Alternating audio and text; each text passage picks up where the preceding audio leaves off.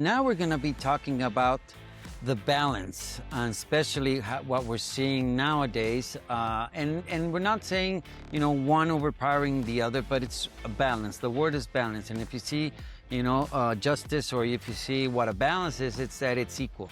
There's no one overpowering the other one, and they're equal stands. So greatest stories are never about strength alone. They're about balance. The hero moves forward. The heroine holds the center. Together, they represent the deeper harmony woven into the universe itself. From Leia and Rey to Galadriel and Hermione, modern storytelling is rediscovering something ancient. Strength and compassion were never opposites. In this final segment, we explore how these balanced archetypes help children understand leadership, identity, and the divine partnership at the heart of creation. So it's an interesting story because I think it has a very interesting foundation, which is the relationship of our Creator Son and our Mother Spirit. That relationship and that interaction that created this, not only this, but, throughout the grand universe, creates all the universes, is the model that really human life bases off of. This by and I like it how the Urantia books puts it. It's a variation of the same species that we have within humanity, that we understand this balance and we become a team. So I'm excited to hear about you, hear your take about this, Margie. Yeah. Well, I find it very interesting because, like I said, when I was growing up, it was very male, masculine, sort of dominated. But as I have gone through my life, and I've gone through an era in our society where women have gained more and more rights. I mean, when I was born, a woman could not get a bank account without like her husband's or her father's signature and things like that.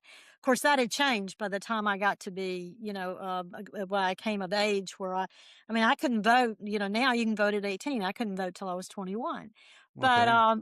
yeah, and so I've seen a lot of a lot of change in my life as far as like women gaining status in the world. And so, and our literature and our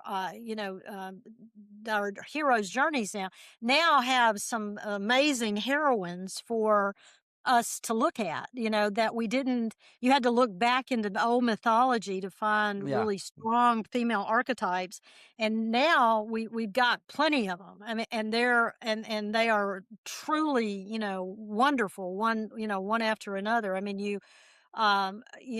just out of the Harry Potter, when you look at what Hermione did, particularly at the end, if she hadn't grabbed that bag that had the tent and everything, they could not have, Ron and Harry could not have survived out in the wilds, doing all the planning and finding all the Horcruxes if she had not had that Which is a courage. very maternal that action, and Right, and it's right. we're She took care of exactly. their physical needs, but she was also through the whole thing, concerned about their emotional needs too. Hmm. That's the reason they started, passing the thing around so that nobody, because they realized it drained their energy. And so it was she was that.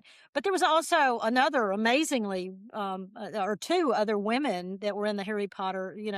Professor McGonagall was Yeah. amazing, particularly at the end. When she called all those giants out of the castle, to defend it. That was truly. I mean, that just like blew me away. And then, It's not only nurturing; they are powerful. They can yeah, cast demons out of there. right. But all through the whole series, um, she's really looking after them. I mean, she's Yeah. not a warm fuzzy mom, but she's a mom you could count on. Okay, Yeah. she's the woman that you can count on. And then there's Ms. Weasley.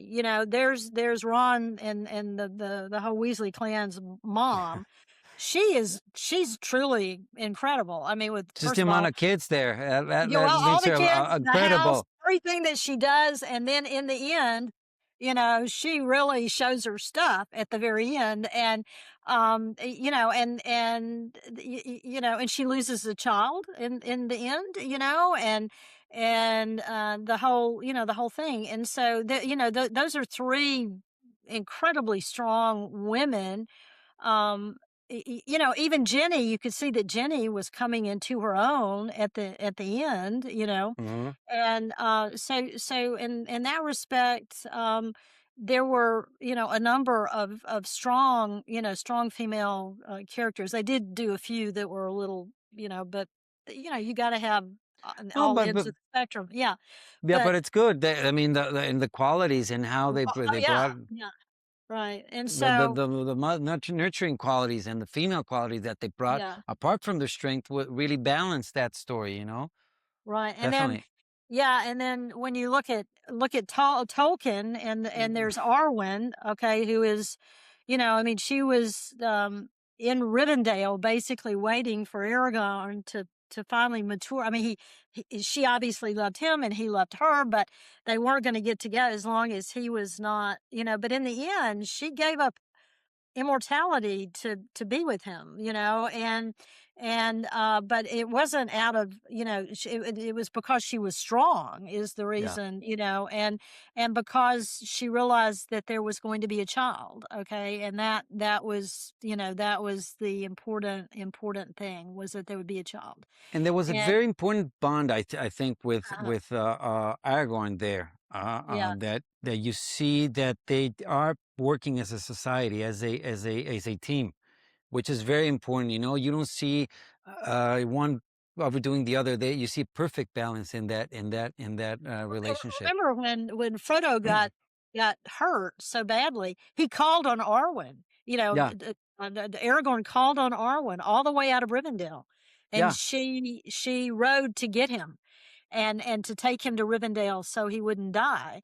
And I mean, he recognized the strength in his partner, and he called upon it, and she showed And up. a power that he couldn't go. I mean, she was an elf, but the elfish, and well, he was actually also had half blood, but the female nurturing, we see it again. We see Uh-huh. how she goes and she tends to Frodo. She brings him to the womb to Right. nurture. So we see those actions, powerful actions, because she didn't have to go into a field of flowers. She had to go in through all these perils to bring him to Rivendell, right? Right, and then she called on the river. Remember when she called Yeah. on the river, and to stop them from being, pursued over the river. That was Power to over me nature. now Power over power nature. power over nature. She had control over that, which is one of the most well done things in the whole. I just thought it was And, spectacular. and And I'm going to Yeah, make a parenthesis here and relate this, and why women, and this is, I believe, because of the nature that you have about the feminine,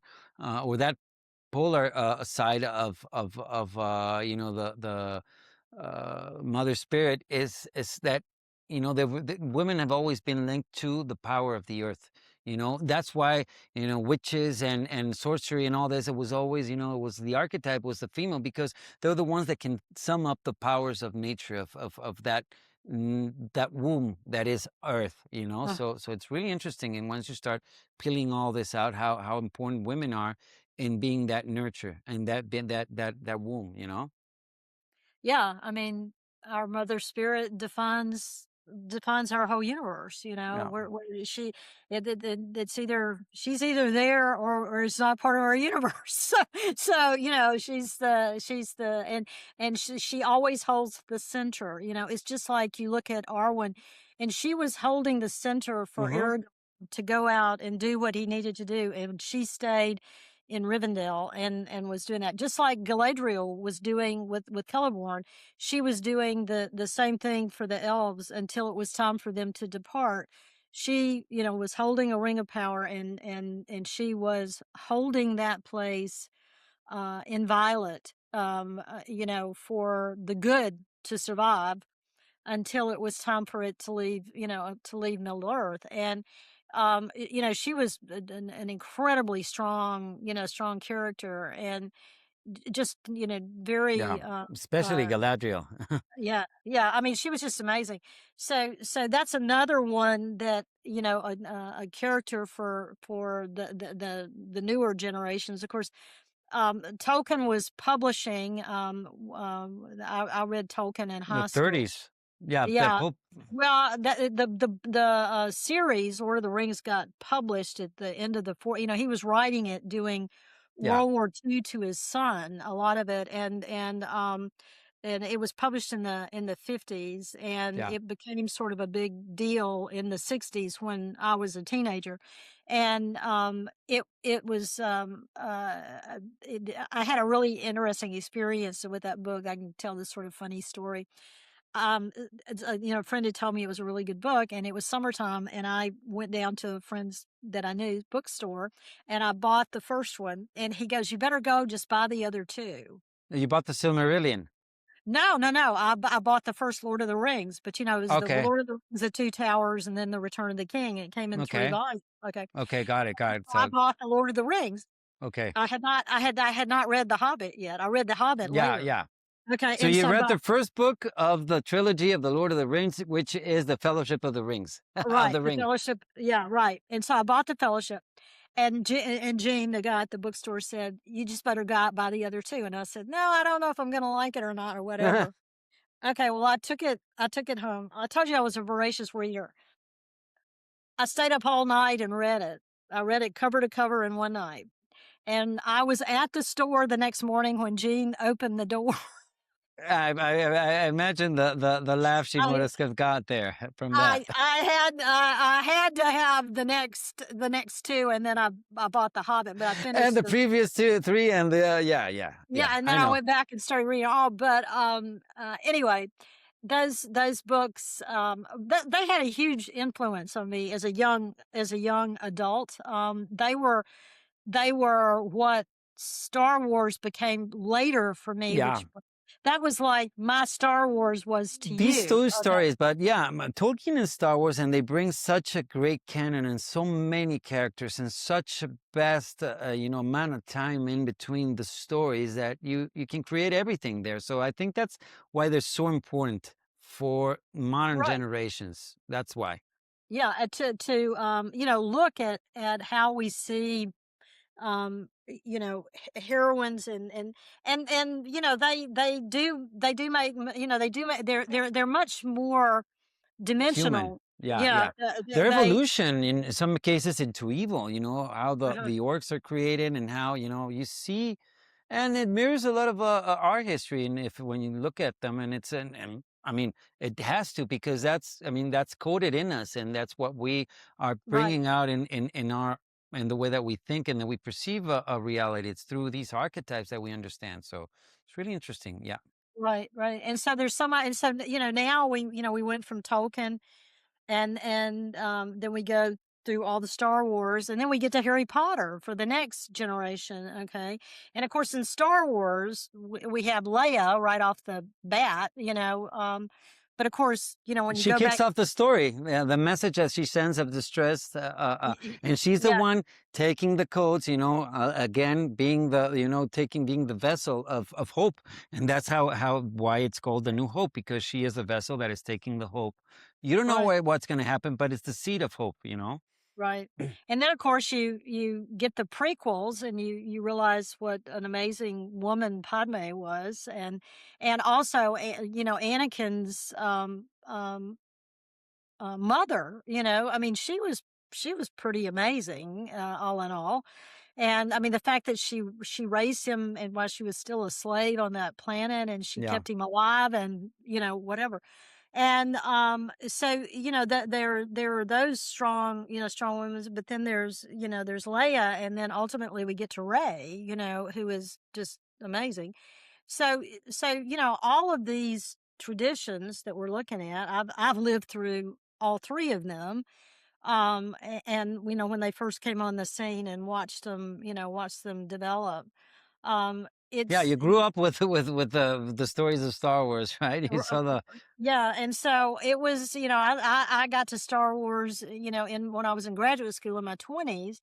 And then, of course, then, Harry Potter was what, when I was in my 50s or whatever, Yeah. 50s, 60s, which I read every one of them and found them, absolutely As if wonderful. you were a 15-year-old kid, 13-year-old Yeah, kid right. reading I it. mean, anybody can read, can Yeah. read those and relate to them for sure. Yeah.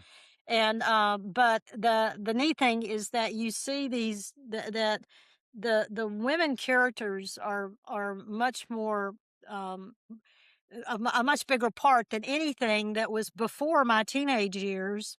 All that other stuff, it was like I said, I had to go to, old mythology to find a Yeah. Yeah. strong, really strong heroines. And so it's great. I mean, I think it's Yeah. great because Yeah. that we see the male and the female, and this is important for the males to see these stronger female characters as it is for the young females of today to see that they can be that way. But it's also to understand the dynamic Yeah. between the male and the female, Yeah. and how they interact and can become supportive of each other and complementary to each other, and that they do come at every problem or every every incident they come from a different I Yeah. mean, the male and the female brain is different, okay, Yeah. and they come from a different angle on everything. But that's what's important, is that you don't have just the masculine viewpoint, that's overriding everything. And that was what was so interesting when you look at these heroes' journeys and these three different traditional literary traditions that we've been talking about. Yeah. That the idea of these interacting becomes even more and more developed. And, and As and that's the beauty about these stories, Margie, is that it's not just the story of a character or this superhero, Mhm. but it's a full array of heroes and villains, and female and male, and how they complement each other, how they balance each other throughout. I'm just gonna point this out. Everybody picks a lot on poor Anakin and how he turned, but if Padme was a great statistician and she followed the rules, she has a little bit of fault falling for head over heels for Anakin and breaking the rules and knowing that he was a Jedi and he shouldn't be doing that. But anyways, we'll leave that. But that's Yeah, that's something. But that's something that you can relate. How many women have fallen and said, "I'm falling in with a bad guy." Maybe like, he wasn't in the bad guy at that time, but yeah, you can relate. That happens. Maybe when you start a relationship, this person was this way, but he evolved to another way, and it's important that you realize when that happens. Which is very important. It's going beyond just the evident. right, right. You have to look at the actions and what's going on, And there and was an that. evolution within Anakin, and that's something that she repeatedly and told him. When he killed all the Sand people and whatnot. Padme saw that evolution, and she that's why she called the Obi-Wan and everything that comes afterwards. But there was something there. Yeah, there was something. There was something there, within his psyche, and he chose that path. And once again, we also see in all these archetypes, we see where people make choices. Okay, I Hmm. mean, the choices, that you see, like in Tolkien, you see particularly the choice that Frodo makes to be the ring bearer. Okay, Yeah. but you also see the amazingly heroic choice of Sam to support Frodo in everything. Okay, and you see the choice that Arwen makes to give up her immortality, to be with Aragorn. You see, And give it a hair, and yeah. the heir to the throne. Yeah. Right, and you see these, Merry and Pippin making choices. You see Gandalf making, when he decide, when he went down with the Balrog. I mean, he was defending them. The choice was to either take on the Balrog or run and probably still be decimated, or to take him on. And Yeah. and he gave, basically, gave up whatever, and was, of course, reformed as Yeah. Gandalf the White, but it is a decision, where you make a choice as to what what to do. And they also made bad choices. Remember when they were going to go over the mountain and the snow was so bad and everything, and they ultimately had to go back down and go the other way. They made a bad choice, okay? Yeah. But Yeah. they went another way. There are all these things where they constantly point out that there are um choices that people make. And one of the really interesting thing is, like in Star Wars, you know the Han, totally against his personality type and everything. He chose to still stay, as much In as he spite of griped his and complained. personality. Yeah. Right. He still chose to help and to be a hero in his crotchety old, I'm going to complain With every all minute his way. faults and that we Yeah, know that he right. had, he's still a hero. Yeah, Right. He's definitely. still a hero, and he makes his choices. And um even at the end, right before he's killed by his son, you can tell that he still loves Leia, and Yeah. that she still loves him, and um and the same thing about Luke and the choices that he made later. He chooses to go off and stay on that island by Yeah. himself, and then he chooses finally to to not, Yeah. Yeah. to be who he was supposed to be. And so here again, he didn't make necessarily the best choice for everybody involved. He basically disappeared off the map for a while. But then in the end, he turned it around and he made another choice. And so, and then in that one, and it's the same thing where in in Harry Potter, there's a number of places where very pivotal decisions, choices that they have are actually made, and Yeah. they are very consequential, and some of them are good and some of them, aren't. Yeah. Yeah. And there are huge consequences. Yeah. But it this is the thing to learn, that all of our choices, they're not always right, but there is redemption. You And there's can. learning from them and Right, there's redemption. learning Totally. from it, and redeeming. You can redeem it. And then so all these traditions have it. So I I love love that. reading them because Yeah, you yeah, can yeah. No, see them. and I love it. I love this because I mean it's a great place to close the program. I mean it went so fast, but yeah, it's very important. So before we close, Margie, I know that you're working with Deborah, another member of the CFU, on a very interesting project which is called Uncle Joshua's Workshop. Can you tell us a little bit more about it?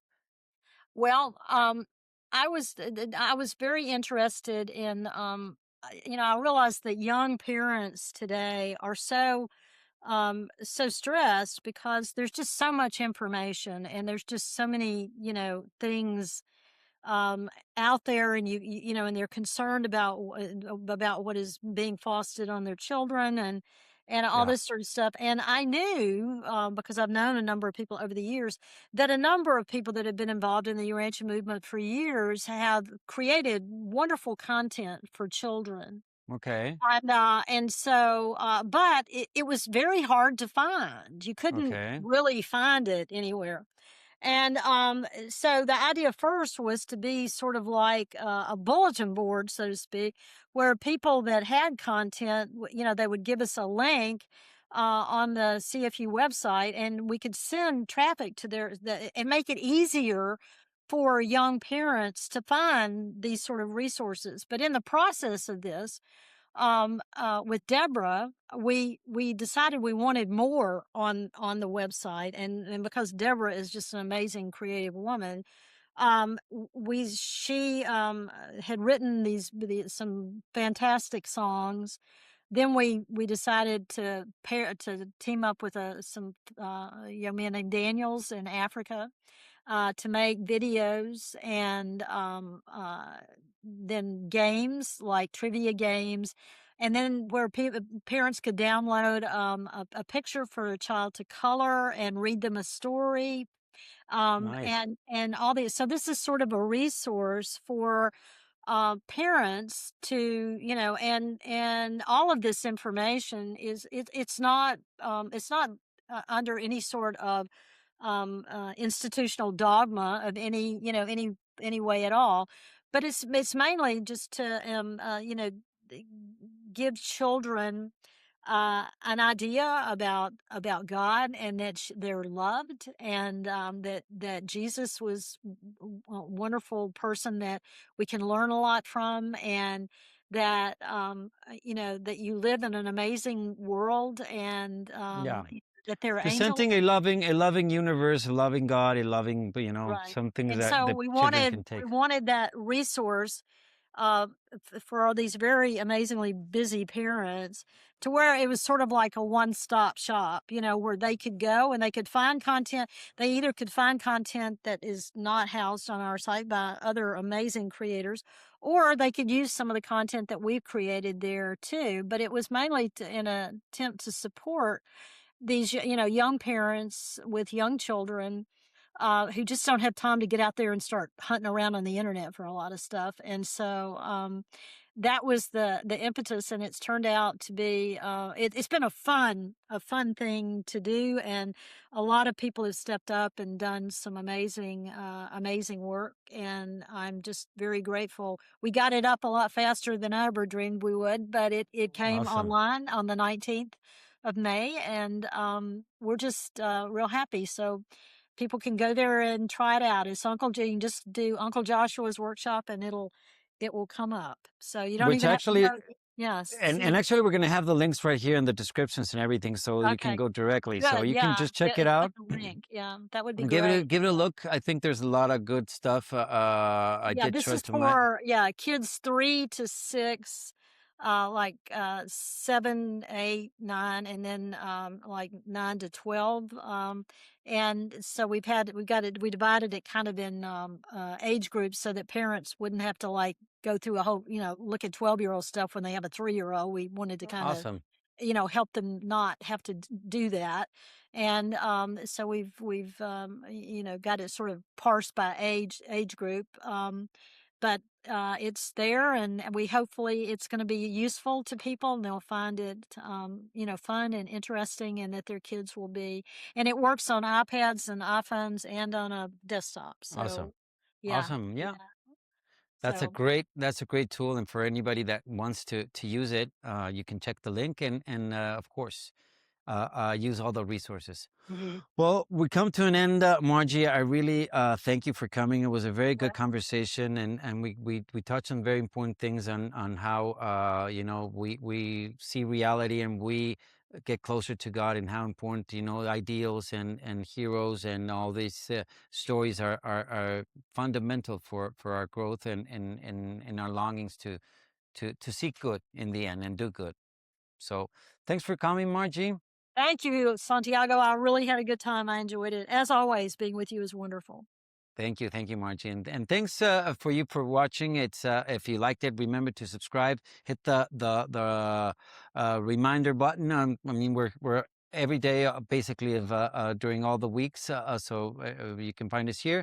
And if you really liked it, you share it, tell other people they might like it as well. So till next time, I'm Santiago Kneeland. This is the Divine Within. Take care and carpe diem. On the Divine Within podcast, we share real conversations to help you find a personal connection with God. My goal is to support your faith, growth, and journey toward discovering the divine within yourself. Join us to deepen your faith and spiritual journey.